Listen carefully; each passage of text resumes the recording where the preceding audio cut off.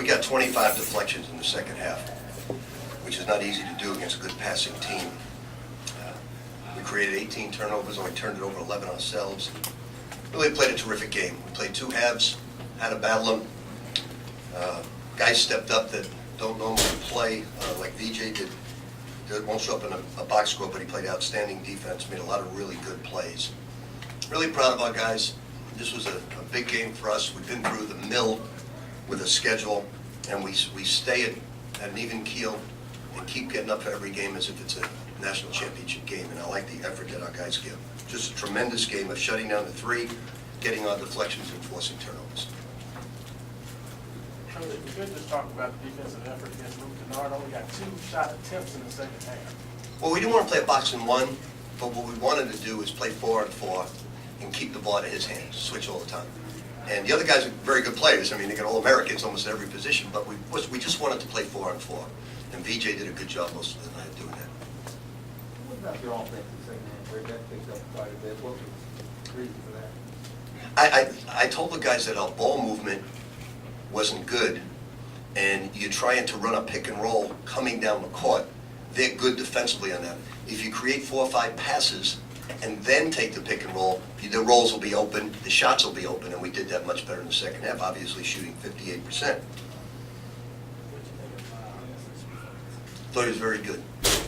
But he's still not grabbing the loose rebounds that are up there, but that's a strength issue. He's just going to keep getting better and better. Rick, your thoughts just overall about how your big men, it seemed like they controlled the paint for pretty much the whole game. Well, I'm really impressed with the fact that they made 5 threes in a game. You know how tough it is to guard them? I mean, we're the #1 3-point defensive team in the conference. But it's tough to do with these guys because they drive so well and they get fouled. But we made one good defensive play after another, but our offense was spectacular in the second half. We took big shots. They were going inside on our back pick, and we started fading, and we got some wide open shots. Rick, I'm sure you've had plenty of players get hurt. What did you think when you saw Mitchell? Because that looked like it was pretty serious at the time. I didn't think so. You didn't think so? I think he just tried to stop me yelling at him for falling down. And then for him to come back in, though, and you mentioned the big shots, he hit quite a few. Well, he wasn't hurt. No, I'm sure he tweaked his ankle. I'm sure he did. But I think he was concerned about falling down. No, he tweaked his ankle. You could see it when he went down. But he's a tough kid. He's a gamer.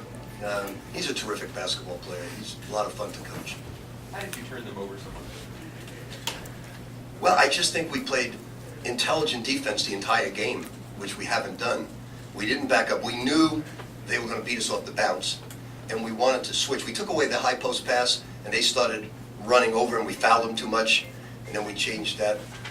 Oh, look at this guy. Oh, Joe. Same guy. Same guy every press conference. Every guy. Will you go outside, please, sir? Go outside. Good Lord.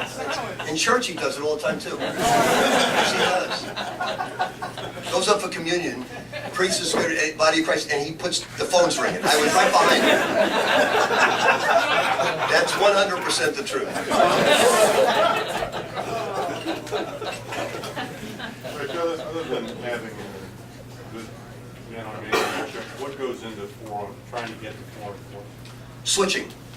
You see, you can't, if you help him recover, you're going to get a dunk or you're going to get a 3. You have to switch. And the good thing about Honest, if he doesn't foul, he's going to really make it a difficult shot.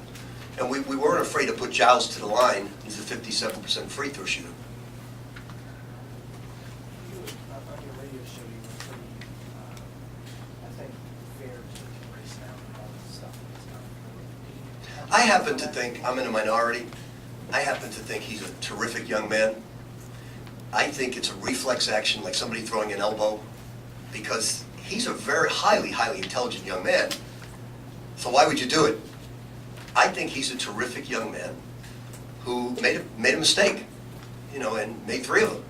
But I think it's a reflex action. When he does something wrong, he'll, lunge out or trips up. But he's a good person. I know he's a good person. Checked it out. And a lot of people question Coach K. And Mike doesn't need to win any more games. And the bottom line is he's a West Point grad that over-disciplines. and everybody said he only sat one game. Well, you can bury a young man. I mean, you see the way everybody treats him on the road. You got that at Florida State. You can bury a young man.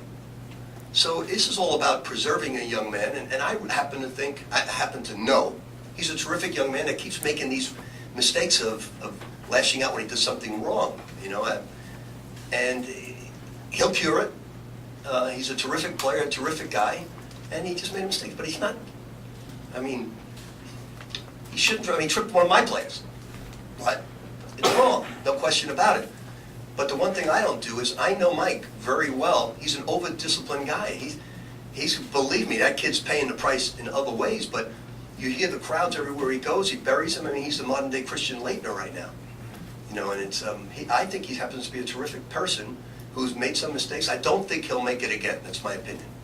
Did you say anything to him after the game? I said, look, you're a terrific young man. Don't get down about that. It's behind you. Just keep on going. You turned him over 6 times. Anything in particular you saw in the scouting report that? Well, what he does is he keeps going at you looking to draw a foul. So if you can get him off balance a little bit and block the passing lanes. We're very long. I mean, there's 2 things that we do really well is, 1, we challenge shots really well, and 2, we take away the 3-point shot.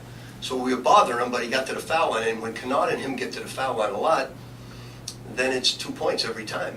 But we did a great job on Kennard tonight because we made a great effort of not letting him catch the basketball.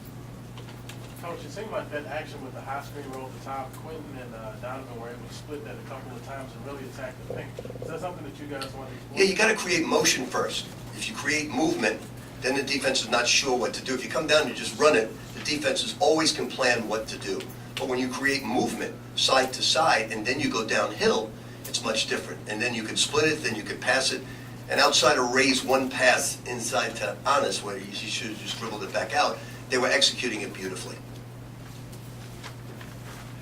I'm really, really excited about this victory because we both had the same record. We're striving, obviously, to get into the top 4 of the league. But, emotionally, we've got to fight every single game. We've played one hell of a schedule, and it's not going to stop because Clemson's a terrific team. We still got to go at Pitt, at Virginia, at North Carolina. It's not going to stop until the end, but we're getting better and better. Tonight we played a 40-minute game. There's always going to be certain mistakes in certain games, but we played 40 minutes of good defense tonight. That makes me really excited. Thank you.